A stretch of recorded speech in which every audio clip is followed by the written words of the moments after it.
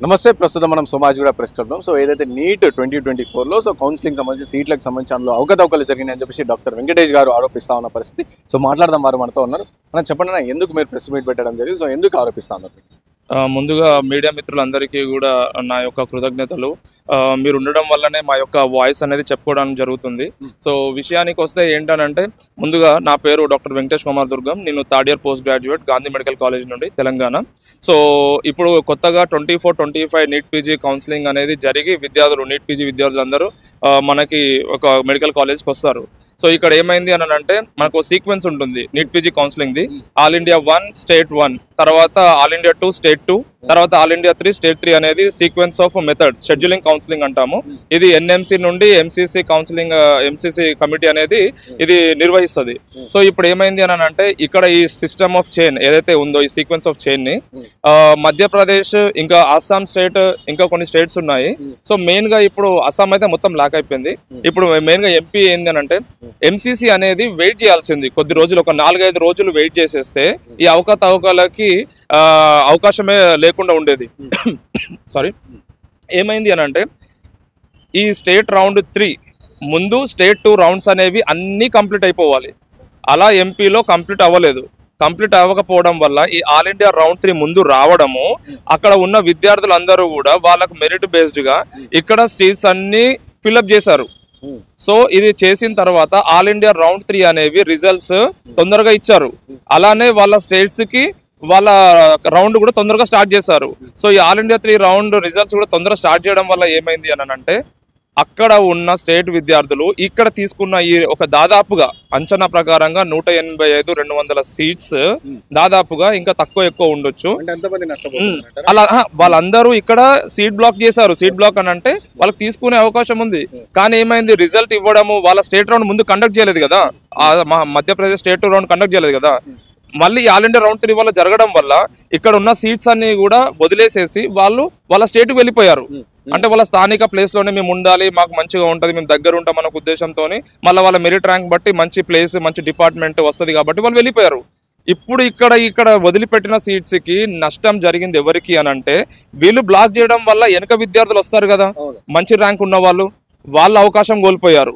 వాళ్ళు నచ్చని డిపార్ట్మెంట్ కానివ్వండి, నచ్చని ప్లేస్ కానీ వెళ్లే ఛాన్సెస్ ఎక్కువగా అయిపోయినాయి. తర్వాత అన్ని స్టేట్ల విద్యార్థులు వాళ్ళ స్టేట్స్ నుండి ఇక్కడ పాల్గొనడానికి అవకాశమే లేకుండా అయిపోయింది. ఎందుకంటే ఆల్రెడీ సీట్స్ వీళ్ళు ఫిల్అప్ చేశారు, వేరే ర్యాంకర్స్ ఫిల్అప్ చేశారు. మరి ఇంకా మంచి ర్యాంక్స్ ఉన్న అదర్ స్టేట్స్ వాళ్ళకి అవకాశం లేకుండా అయిపోయింది కదా. ఓకే, సో ఇలా ఎంసీసీ అనేది ఆల్ ఇండియా రౌండ్ 3 అనేది అన్ని స్టేట్స్ కంప్లీట్ అయిపోయినాక జరపలేదు. సో స్టేట్ రౌండ్ 2 ఎంపీది తొందరగా చేయలేదు. ఆల్ ఇండియా రౌండ్ 3 పెట్టడం వల్ల సీట్ బ్లాకింగ్ అయింది. ఏదైతే deserved seats, deserved places, deserved branches ఈ విద్యార్థులకి, మెరిటోరియస్ స్టూడెంట్స్ కి ఉండాల్సిందో ఆ అవకాశం ఆ విద్యార్థులు కోల్పోయారు. తప్పిదాలను ఎంసీసీ ఎందుకు గుర్తించలేకపోయింది? వాళ్ళు ఓన్లీ కౌన్సిలింగ్ కంప్లీట్ చేద్దాము అనే ఒక ప్రాసెస్ లోనే ఉన్నారు.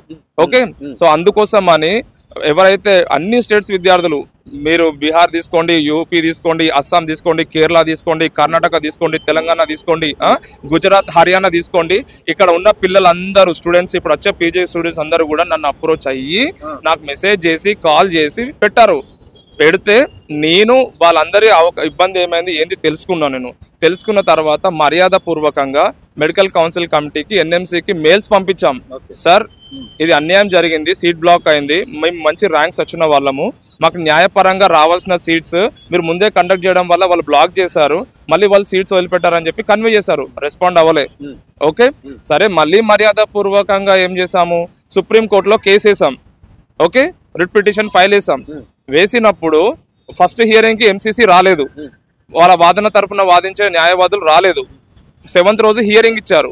7th హియరింగ్ ఇచ్చిన రోజు ఏమైంది, కేసు 3 విషయాల మీద 2 విషయాల మీద వాదోపం జరిగింది. సిజై గారు ఏమన్నారని అంటే, ఇది కాంప్లికేటెడ్ ఉంది, పిటిషనర్స్ 99 మంది 130 మంది ఉంటే ఆపోజిట్ లాయర్స్ వాళ్ళు ఓన్లీ 3 ఉన్నారు, వీళ్ళ గురించి ఇది మళ్ళా చెయ్యొద్దు అని అంటుగా ఆయన చెప్పారు. ఇలాంటివి ప్రతి ఇయర్ జరుగుతాయని చెప్పారు, కానీ ఇలాంటివి ప్రతి ఇయర్ జరగవు. 2022లో ఇలా తప్పిదం జరిగితేనే సుప్రీంకోర్ట్ ఆఫ్ ఇండియా అదేమంటారు ఆ మాపప్ రౌండ్ అని ఒకటి ఉండే, ఇది ముందు వెనకాల జరిగిందని చెప్పేసి క్యాన్సిల్ చేపించి మళ్ళీ కండక్ట్ చేపించారు. ఓకే, ఇప్పుడు ఇక్కడ సుప్రీం కోర్టు కేసు డిస్మిస్ చేసింది. సో ఇక్కడ సుప్రీం కోర్టులో కూడా మాకు ఇంజస్టిస్ జరిగింది, ఈ పిల్లలకు జరిగింది. అందుకోసమే నేను ఈ రోజు మీడియా మిత్రులకు వచ్చేసి మేము ఇక్కడ వాళ్ళ యొక్క వాయిస్ ని నేను మీకు వినిపిస్తున్నాను.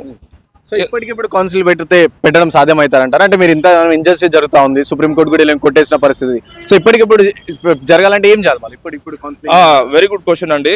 సో ఇప్పుడు మెడికల్ కౌన్సిల్ కమిటీ ధోరణి అనేది అసలు ఎవరిని పట్టించుకోకుండా కౌన్సిల్ అయిపోగొట్టేసేసి మా ఇబ్బంది ఏం లేదు, మేము చేతులు దులిపేసుకుందాం అన్న విషయంలో ఉన్నారు. సుప్రీంకోర్టు కూడా వాళ్ళకి ఫేవరబుల్ గానే ఆన్సర్ ఇచ్చేసింది డిస్మిస్ చేయడం వల్ల.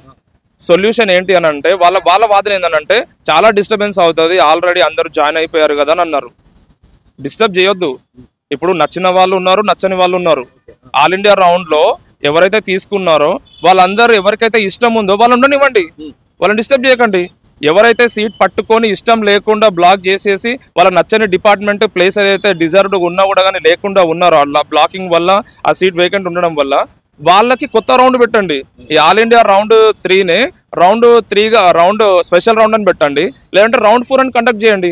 లేదు, ఆ అవకాశం కూడా లేదు అని అంటే రేపు ఫిబ్రవరి 12వ తారీఖు నుండి కూడా వాళ్ళకి స్ట్రే రౌండ్ అనేది ఉంటుంది. ఎక్కడైతే అన్ని వేకెంట్ సీట్స్ అన్ని స్టేట్ కానీ ఆల్ ఇండియా కానీ ఎక్కడైతే ఉంటాయో, సారీ ఆల్ ఇండియావి ఆ సీట్స్ స్టేట్ కాదు ఆల్ ఇండియా అన్నీ కూడా ఈ స్ట్రే రౌండ్కి వస్తాయి. వచ్చినప్పుడు ఇవి ఇక్కడ వీళ్ళు అలౌ చేయాలి వీళ్ళని, అంటే ఆ సీట్ వదిలిపెట్టేసి తీసుకొని వాళ్ళు అక్కడ సబ్మిట్ చేసి ఉంటారు కదా, వాళ్ళు ఫీజు కట్టుంటారు, ఆ ఫీజు కూడా వీళ్ళు కావాలంటే మళ్ళీ పే చేసుకుంటారు ఇక్కడ. సో వీళ్ళకి అవకాశం ఇస్తే ఇక్కడ అన్ని సీట్స్ వస్తాయి. ఇప్పుడు ఇక వాళ్ళకి మెరిటోరియస్ స్టూడెంట్స్ ఉన్న సీట్స్ తీసుకుంటారు. ఇప్పుడు ఆల్రెడీ అక్కడ బ్లాక్ అయిపోయినాయి కదా, అవి ఇక్కడ పంపించినప్పుడు వీళ్ళని కూడా వాళ్ళకి పంపిస్తే వీళ్ళకు న్యాయం జరిగే అవకాశం ఉంది కదా. ఆ అప్గ్రేడేషన్ స్టే రౌండ్ కైనా ఇవ్వండి. లేదు అని అంటే ఏమంటారు కొత్తగా కౌన్సిలింగ్ ఏమంటారు కొత్తగా రౌండ్ పెట్టేసేసి రౌండ్ 4 AQ3 పెట్టేసేసి అది చెయ్యండి అని మేము కోరుకుంటున్నాము. సో ఓకే, సపోజ్ మీరు అనుకున్నట్టు ఇవన్నీ కూడా జరగకపోతే మీ తదుపరి కార్యాచరణ ఏం చేయబోతున్నారు? తదుపరి కార్యాచరణ అంటే ఏం లేదండి. ఫస్ట్ థింగ్ మేము ఓన్లీ రిక్వెస్ట్ చేస్తాం, తప్పు అనేది అందరికీ తెలుసు, MCC చేసిందని, అక్కడ స్టూడెంట్స్ నష్టపోయారు, వాళ్ళందరికీ కన్వే చేసుకోలేకపోతున్నారు. ఒక పర్సన్ కాల్ చేసి నాకు తప్పైంది అని చెప్పేసి ఒకరికి చెప్తే వాళ్ళు కొంతమంది వింటున్నారు, చేస్తామని అంటున్నారు, వదిలేస్తున్నారు. అలా జరిగింది. మేము ఇండియన్ మెడికల్ ఇంకా సుప్రీంకోర్టు వెళ్ళక ముందు కూడా ఒక organisation India Medical Association doctors తరఫున ఉన్న వాళ్ళకి కూడా పెద్దవాళ్ళకి మేము ఇన్ఫార్మ్ చేశాము. Honourable health minister, central health minister JP Nadda గారికి కూడా పంపడం జరిగింది. రెస్పాన్స్ ఏం రాలేదు. ఓకే, అందుకే మేము సుప్రీంకోర్టుకి వెళ్ళడం అండి. వాళ్ళ నుండి ఏవి రెస్పాన్స్ రావట్లేదు కాబట్టి సుప్రీంకోర్టుని ఆశ్రయించడం. అక్కడ వాదోపవాదనలు ఏం సరిగ్గా వినలేదండి, అంతా ఆపోజిషన్ చెప్పిన వాళ్ళ మాట విని నమ్మారు. కానీ జెన్యున్ గా అక్కడ చాలా మంది విద్యార్థులు ఒక చైన్ వల్ల చాలా మంది విద్యార్థులు నష్టపోయారు. వాళ్ళు జీవితకాలం ఈ నష్టాన్ని భరించుకోవాలి అని చెప్పేసి ఆలోచించుంటే మాకు ఫేవరబుల్ గా వచ్చేది. మేము అప్పుడు ఏం డిమాండ్లు పెట్టామనంటే రీకండక్ట్ అని పెట్టాము, ఎందుకంటే ఎక్కడ తప్పిదం జరిగిందో న్యాయంగా అదే పెట్టాలి కాబట్టి అది అడిగాము. అది కాకపోతే ఇక్కడ జాయినింగ్ వాళ్ళకి ఇబ్బంది ఉంది అని అంటే ఉన్న వాళ్ళని ఉండనివ్వండి, లేని వాళ్ళకి డిజర్వ్డ్ సీటు హోల్డ్ చేసుకొని సీట్ ఉన్న వాళ్ళకి వాళ్ళ నష్టం లేకపోతే కొత్తగా పెట్టండి. అలా కాకపోతే స్ట్రే రౌండ్ అనే వాటికి కూడా అలౌ చేయండి అని చెప్పేసి 3 ప్రతిపాదనలు పెట్టాం మేము. అలానే వేరే స్టేట్స్ నుండి కూడా చాలా మంది AQ రౌండ్కి ఏదైతే అవకాశం కోల్పోయారో వాళ్ళకు కూడా అవకాశం ఇవ్వండి అని చెప్పాము. ఎందుకంటే కెరియర్ కదా, ఒకసారి చూస్ చేసుకున్నామంటే లైఫ్ లాంగ్ తీసుకొని వెళ్ళాల్సిందే. సో ఈ నష్టం జరుగుతుందని చెప్పేసి మేము చెప్పాము. సో ముందు కార్యాచరణ ఏంటంటే ఈ రోజు మేమైతే రిక్వెస్ట్ పెట్టాము. నేను మీడియా ద్వారా మన ప్రెసిడెంట్ గారికి, ప్రైమ్ మినిస్టర్ గారికి, దాని తర్వాత సెంట్రల్ హెల్త్ మినిస్టర్ గారికి, various states of health chief ministers, health ministers, health secretary, DME వీళ్ళందరికీ కూడా మీ తరఫున మేము రిక్వెస్ట్ చేసుకుంటున్నాము. తప్పిదం జరిగినప్పుడు దాన్ని సర్దుబాటు చేసే దిశగా ఆలోచించాలి. కొద్ది సమయం ఏదో నష్టపోతున్నామని ఆలోచించొద్దు, వీళ్ళ జీవితాంతం నష్టపోతున్నామని ఆలోచించాలి. ఇప్పుడు రీఎలక్షన్స్ కానివ్వండి, ఏమంటారు ఓటింగ్ కానివ్వండి, లేకపోతే పేపర్ లీక్ అయితే రీకండక్ట్ ఎగ్జామ్ చేయడం కానివ్వండి, అప్పుడు అందరినీ నష్టం చేస్తారు కదా. మరి ఇప్పుడు ఒక ఆల్ ఇండియా రౌండ్ 3 ఒకటి జరిగింది, ఉన్న వాళ్ళని ఉండనివ్వండి. ఇప్పుడు నాకు ఈ డిపార్ట్మెంట్ నేను తీసుకున్నాను, నాకు ఆల్ ఇండియాలో వచ్చింది, నాకు పోవడం ఇష్టం లేదు, కానీ వేరే వ్యక్తికి కావాల్సిన డిపార్ట్మెంట్ ప్లేస్ రాలేదు, ఆయన అన్యాయం అయినప్పుడు ఆయనకు ఒక అవకాశం ఇవ్వాలి కదా. సో ఆ అవకాశాన్ని ఇవ్వాలని మేము కోరుకుంటున్నాం. సో కార్యాచరణ ఏంటంటే అన్ని RDSకి కూడా మేము మెయిల్స్ పెడతాము. మెయిల్స్ పెట్టేసేసి దాని తర్వాత అందరు ఇప్పుడు మీకు చెప్పిన హైయర్ ఆఫీషియల్స్కి మళ్ళీ మెయిల్స్ పెడతాము.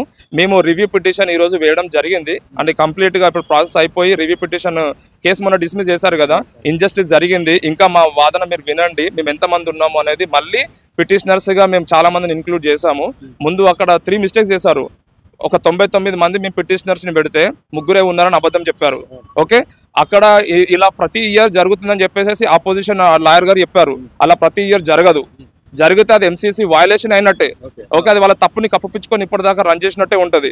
అది సుప్రీంకోర్టే ఆర్డర్ ఇచ్చేసింది. వాళ్ళ రూల్స్ ప్రకారంగా కూడా అది వ్యతిరేకమే. ఓకే, థర్డ్, ఇప్పుడు మనకున్న సిచ్యువేషన్లలో రివ్యూ పిటిషన్ మనకి సుప్రీంకోర్టు ద్వారా ఉన్న ఒక అవకాశాన్ని మేము వాడుకుంటున్నాము.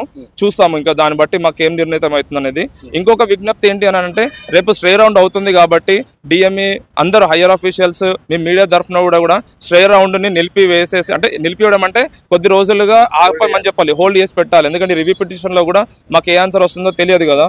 సో ఆ 1%, 5% ఛాన్సెస్ ఏది ఉన్నా కూడా కానీ, ఎందుకంటే మేము అందరి ద్వారా లాయర్ ద్వారా కనుక్కున్నాము. సో ఎక్కువగా డిస్మిస్ చేసిన కేసెస్కి తక్కువ అవకాశాలు ఉంటాయని. కానీ ఒకటే క్వశ్చన్, న్యాయస్థానం అంటే ఏంటి? తప్పు నువ్వు చేసావు కాబట్టి నీకు శిక్ష, నువ్వు తప్పు చేయలేదు కాబట్టి నీవు న్యాయం. కానీ ఇక్కడ ఏదో కాంప్లికేటెడ్ అయితే అని సీజే గారు చెప్పడం అనేది అది అసలు నాకు హాస్యాస్పదంగా అనిపిస్తుంది. తప్పు అనుకోవద్దు ఎవరు కూడా. చూడండి, కాంప్లికేటెడ్ ఏంది? మీకు కాంప్లికేటెడ్ అనిపిస్తే ఇంకొక బెంచ్కి ఇవ్వండి, లేకపోతే ఇంకొక హియరింగ్ ఇవ్వండి, ఆపండి. మీరు న్యాయం అయితే ఇవ్వాలి కదా. సో ఇది మేము అనేది సుప్రీంకోర్ట్ ఆఫ్ ఇండియా అందరు అడ్వకేట్స్ కూడా ఈ విషయంపై కొంచెం స్పందించి పిల్లలకి లైఫ్ లాంగ్ ఇది తప్పుదాం అనేది వాళ్ళకు ఉండి వాళ్ళ జీవితాన్ని నాశనం చేయొద్దు. మీరందరూ కూడా దీని మీద క్షుణ్ణంగా ఆలోచించి మా తప్పులుంటే మాకు చెప్పండి, న్యాయపరంగా మేము ఉన్నాము, న్యాయంగా మాట్లాడుతున్నాము అని అంటే సపోర్ట్ ఇచ్చేసేసి, స్టాండ్ ఇచ్చేసేసి మా అందరికీ మీరు తోడుగా ఉంటారని మేము కోరుకుంటున్నాము. ఈ వాయిస్ని రేజ్ చేసేసి వాళ్ళ పిల్లలకి కొత్త రౌండ్ పెట్టేసేసి న్యాయం చేయాలి. AAQ round 3 or round 4 or upgradation into stay round అనేది ఉండాలని కోరుకుంటున్నాను. ధన్యవాదాలు.